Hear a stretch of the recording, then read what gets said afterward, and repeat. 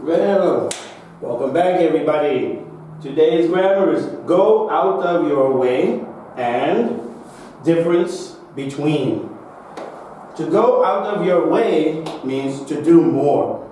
You don't have to do a lot of things, but you do a little bit more or a lot more to help someone. For example, would you go out of your way to find me a girlfriend? Now it is not out of your way to tell me, oh, you can try this place, you can try this place, and maybe you will find a girlfriend. If you go out of your way, means you do more. Means you are actually looking for the single ladies to introduce me to them. So you're doing a lot more than you really have to do. Would you go out of your way to find me an apartment? Now, if I tell you I want my rent maybe $500 a month, I'd like to live in this neighborhood near my job, that's not going out of your way.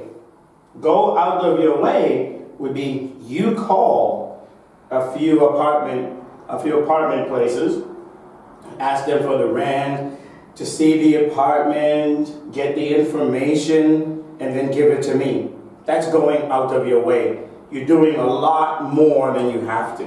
You are actually going to the apartment building or you're calling them. Would you go out of your way to help me speak English out of class?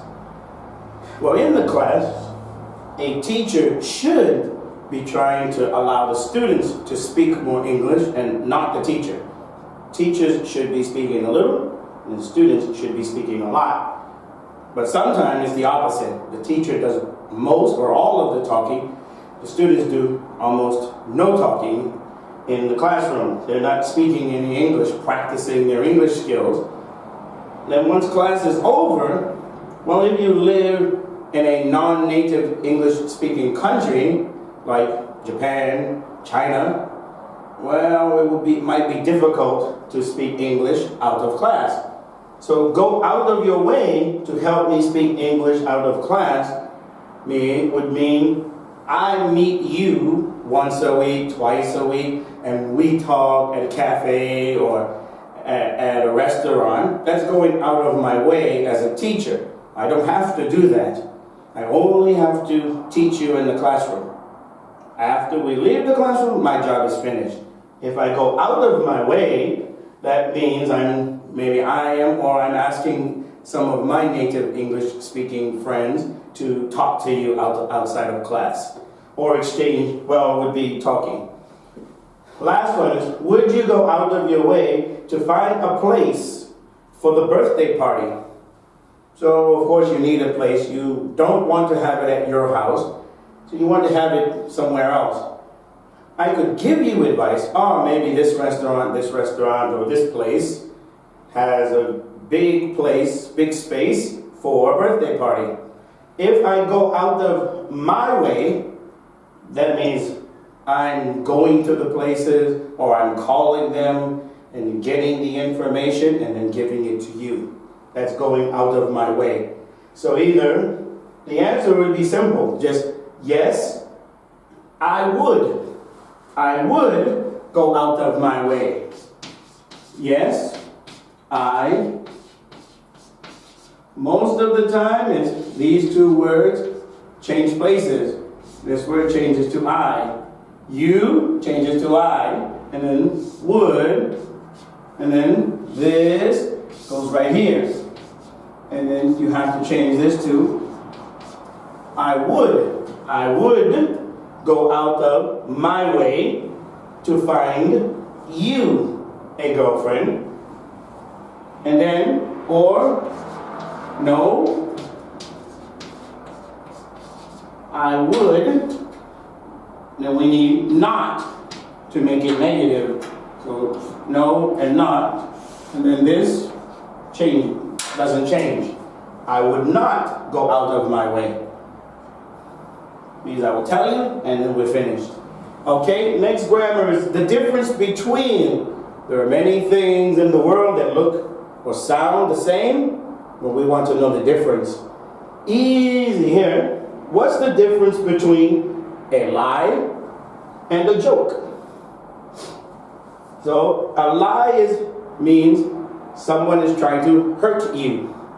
So, and it's going to be bad. For example, if I told you that this eraser was owned by the 15th President of the United States, therefore the price is much, much more expensive, well, I'm lying because I'm hurting you by making you pay more money than what it's really worth. That's a lie. Another lie would be if I tell you, oh no, I'm single. And then after someone falls in love, you say, oh surprise, I'm married. Well, you just hurt that person, you lied. But a joke means it's common sense. Means you can see the gray hair on a person's head. And if they say, oh, I'm 24, well, you should be able to realize that person is joking.